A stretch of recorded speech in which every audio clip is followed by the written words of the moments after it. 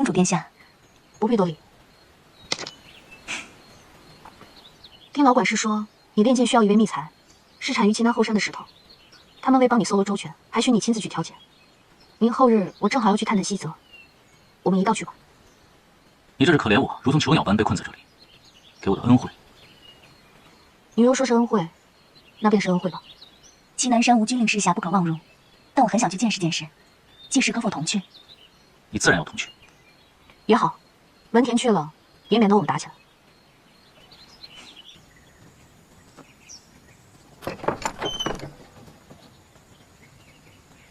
走吧。殿下，那我们先去采石了。去吧。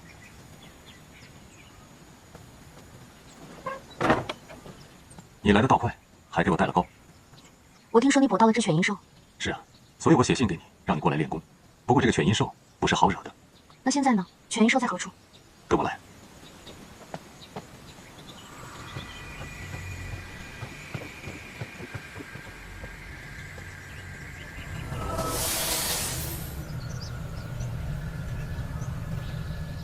这头犬鹰兽为祸多年，我好不容易才将它捉住。在所有灵兽当中，它的身形活动最快，它的身上没有重感，最适合练功。若你能将它射中，梵音谷便没有射不中的东西。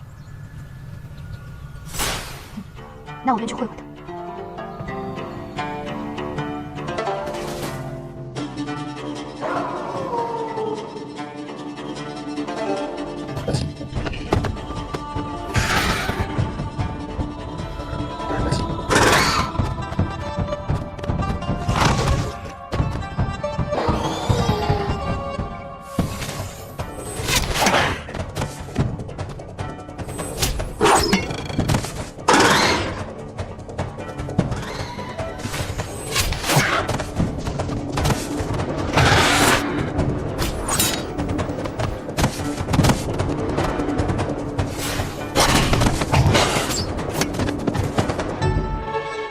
瞄准它是射不中的。你从前射的东西，每一个比你快，而犬鹰兽却永远比你的箭快上好几倍。你不如算一算你箭的速度和它移动的速度，往偏里射。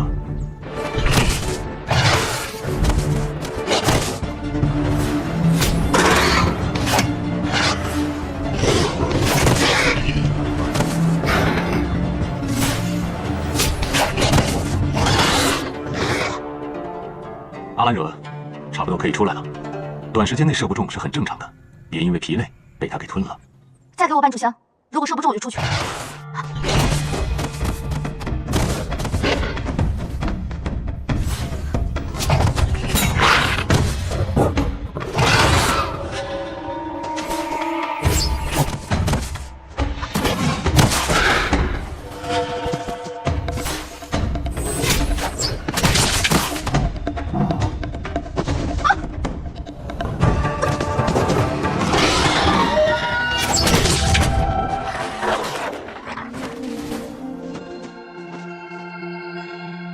阿兰惹，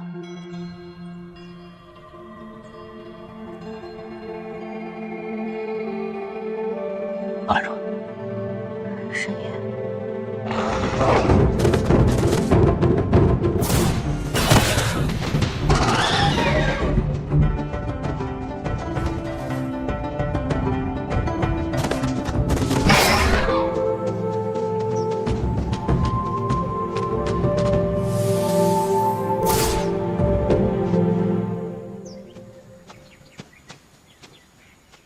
你如今临战倒是越来越冷静了呀。犬鹰兽凶猛无比，师傅你为何要让阿兰惹同他对战？他不是射中犬鹰兽了吗？他身处险境的时候你在哪儿？他还是你妻子。我方才在吃糕，没有留意那么多。更何况有一纸婚约就是夫妻嘛。我跟阿兰惹都不这么认为。方才你不是出手相救了吗？我若是再出手，岂不是多此一举？我若不快一步，他已被犬鹰兽咬断了胳膊。没事了，人救下来就好。一会儿你扶他下去休息，我去准备膳食。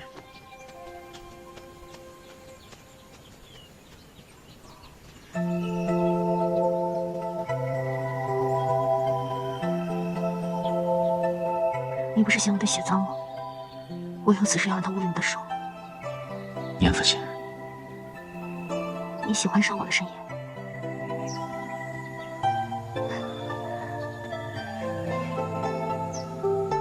你喜欢我，沈夜。你别乱动。我现在头很痛，你笑一个给我看看。你一番放肆！是不是从没有人像我这样捏着你的下巴调戏过你？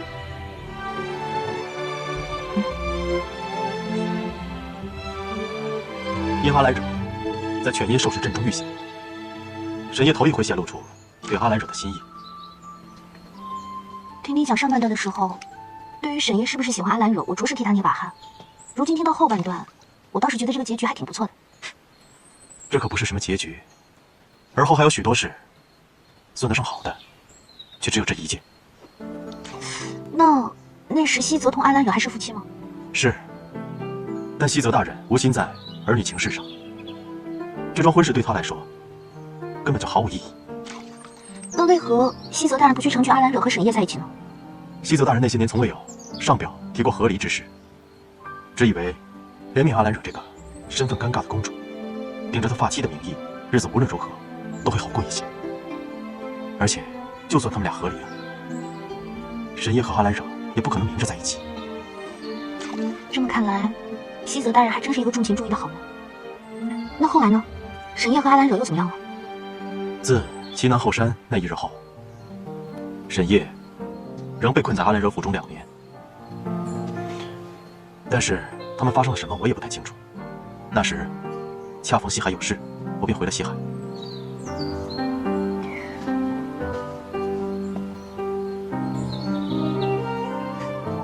我看西海那事未必很重要吧？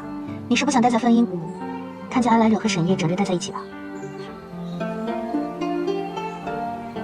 你看出来了？你对阿兰惹的死因耿耿于怀，你说起他的事情时，充满怀念的语气。莫少，我可不是个傻子。那时候阿兰惹和沈夜已经互明心意，就算你对阿兰惹亦有心，但是你也什么都不能说，什么都不能做。我也实在没料到，后来会发生这么多事。后来又发生了什么事情？2年后，上君乡里阙病逝，由太子乡里贺即位。然而，即位不过7日，邻族夜宵族借口比翼鸟族纵容边民越境狩猎为由，发兵出战，乡里贺御驾亲征，将夜宵族拒于司行河外。8月17日，乡里贺战死。乡里贺本无子嗣，按照王位继承的顺序，当时菊诺已被贬为庶民，理应由阿兰惹继位。然而8月19日，流放的菊诺被迎回王都继承王位。次日，阿兰惹却自缢身死。自缢？怎么可能啊？此种详情我也不知。当我再次回到梵音谷，已经过了许多年了，阿兰惹的元神早已消散。王氏宗族一口咬定他自缢了。难道就没有人给你一个他自缢的理由吗？我之前还听说，自从阿兰惹故去后，菊诺便将阿兰惹的名字列为禁语，你知道是为何吗？正是。而且随后我还听过一种传闻，上君并非病逝，而是被阿兰惹毒杀。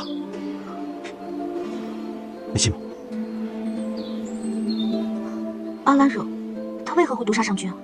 就算是真的，那为什么不光明正大的将他治罪？就连你作为一个局外人，你也感觉到其中蹊跷甚多，不是吗？不过，对比翼鸟族而言，自缢的确是能致人元神消散的一种好法子，所以他们才敢拿这事来诓我。那沈夜呢？沈夜，上君死后，他被重新迎回齐南神宫，阿兰惹被关。他不仅没有施救，反倒还上了一道表。他在表中请求将阿兰惹之案移交神宫，说阿兰惹犯了如此重罪，理应由神宫亲自将其处死。不可能啊！沈夜不是对阿兰惹有情分吗？明明沈夜是最应该去救阿兰惹的。由此可见，他对阿兰惹并非真心，他恐怕只是为了重回齐南神宫。阿兰惹对沈夜的一片真心，终究是错付了。说不通啊！你之前不是说，沈夜在阿兰惹的府中住了2年，欺骗一个人一时容易，但是欺骗这么长时间完全不可能。以沈夜的性格，他能做到吗？倘若要真心报复，未必不能做到。但无论如何，沈夜到最后，不仅没有救阿兰惹，反而还落井下石。他的行为太令人发指，太令人心寒了。传闻中，沈夜上表的次日，阿兰惹病自缢了。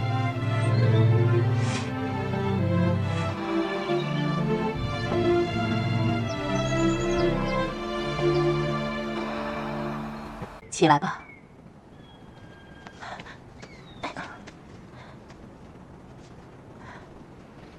你想知道什么？阿兰惹究竟是谁？他为什么要造就这个梦？到底有什么目的？为什么连东华帝君都破不了？阿兰惹是我的妹妹。啊！我记得她刚刚出生的时候，十分的软糯可爱。小的时候明明是很喜欢她的，可是后来，她一点点的变成了我的噩梦。他是什么不好的人吗？不，他是让我羡慕的人，活得无拘无束，死也死得轰轰烈烈。只不过因为他挡住了我成为女君的道路，我们的母亲便想方设法强求机缘，到最后我们都遭到了报应。这阿兰惹之梦，便是我们比翼鸟族的报应。报应？戒律，你未涉情爱，自然不懂得这其中的大痛大悲，也不会理解有人为了爱能付出什么样的代价。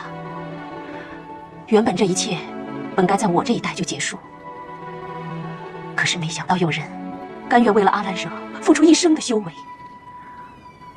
我没有得到我心中所爱，阿兰惹没有，那个人也没有。我们寻寻觅觅一生，最终只落得跟梦境相伴的下场。女君，我不懂。你不必懂。其实真正的阿兰惹早就灰飞烟灭了，如今徒留的只不过是我们的执念罢了。这个人的修为万万比不过东华帝君。东华帝君不出梦，是为了顾及此境中的姑娘。等到时机成熟，谁都阻挡不了东华帝君。去传我的口谕，唤你的皇兄快回来。皇兄他也喜欢这个姑娘。皇兄他怎敢跟东华帝君抢人？他只是真心把小九当做好朋友，担心他的安危。孩子，我真心的希望，比翼鸟族的悲剧在我们这一代就能够终结，你们小辈都能得到你们的幸福，不必再为了虚妄的爱赌上合族的前程。我没有做到，阿兰惹没有，希望你们能做到。女君，去吧，快去把你的皇兄换回来吧。是。女君，那你的母亲最后怎么样了？她后悔吗？母亲总是把最好的都给我，可她从不知道我真正想要的是什么。在见识了阿兰惹要生要死的爱情之后，我便收了心，寻了一个普通人做我的王夫。我们联起手来，把母后囚禁在王宫之中。就在她被囚的第20个年头，她疯了，偶有言语，提及最多的却是阿兰惹。在知道了所有的真相之后，现在回头看看，只觉得当年身在王宫之中被人摆布的我们分外可怜，被爱的我可怜，不被爱的阿兰惹也可怜。可是最可怜的还是那个人，他那么爱阿兰惹，想尽办法想要跟他厮守在一起，最终却永生永世不能相见。